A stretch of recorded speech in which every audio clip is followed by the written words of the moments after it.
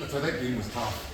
Yeah, Mauricio's gotten a lot better at being tight and heavy without feeling like he's just squeezing or necessarily trying to win. Because remember how I used to tease him that every time you rolled with him was like the first round of 80 cc's?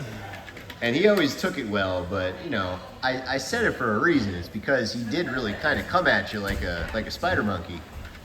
And you can see now what it was leading towards. Right. And I guess, you got to respect the guy's process. I'll never forget the first time I rolled with Vlad. I couldn't get anywhere. It's a very different experience rolling the flat, exactly. No space. Yeah, and if you're not used to guys like him and you roll with a guy like him, you can almost start to get a little complainy when it's not really warranted. Like, you can't get mad at a guy for having good posture, and you can't get mad at a guy for not wanting to stand up and give you an opportunity to sweep.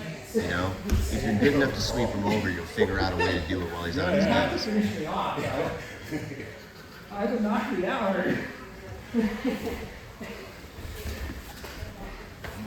But again, that's why you got to respect everybody's different style and way that they do things. Oh, that's on film too. That's Some styles complement each other and make a really fun-looking roll. Some styles contrast and make for a very boring-looking roll. Yeah. But that same boring-looking roll can be very productive for two guys who maybe don't experience the opposition's game. You know, I'll roll with some guys sometimes where I'm like, I didn't like how long I was stuck down there. I need to be better about, preemptively moving, not being as loosey-goosey with my elbows, not doing essentially white belt shit. Yeah.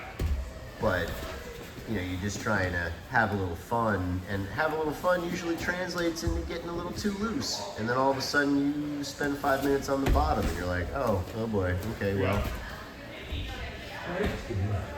So you got to find a happy medium, where you're not like in kill mode constantly, but at the same time, if you're not playing with a little bit of grit, you're going to end up on bottom constantly.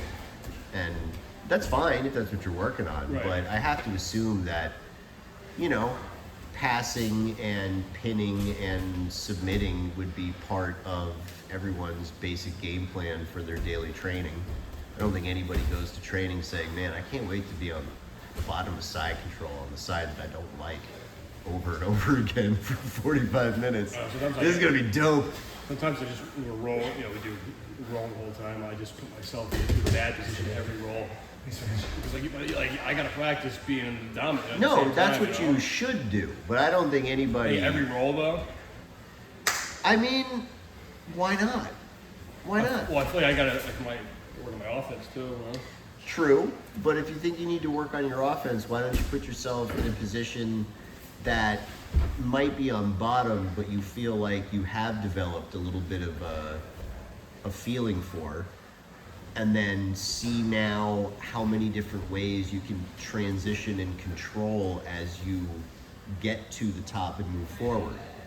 You know what I mean? If there's a particular position that you feel confident that you can get out 9 times out of 10 no matter what they do to you, now start thinking about what that means once you're out, right? Like when I get up, what grip should I be taking? What kind of pass should I be utilizing? Right. And obviously that's going to be partially based on what he's doing and partially based on what is just in your head at that moment.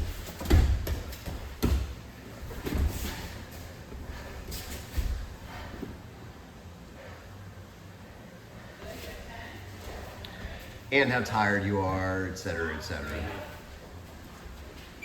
Dirty.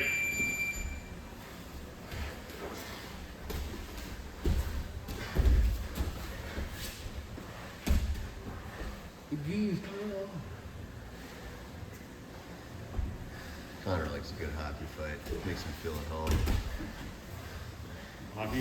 Hockey guy? Yeah. I think he still reps for extra cash. Yeah, he was saying before that he reps with a guy that reminds him of Jake. Alright. Yeah!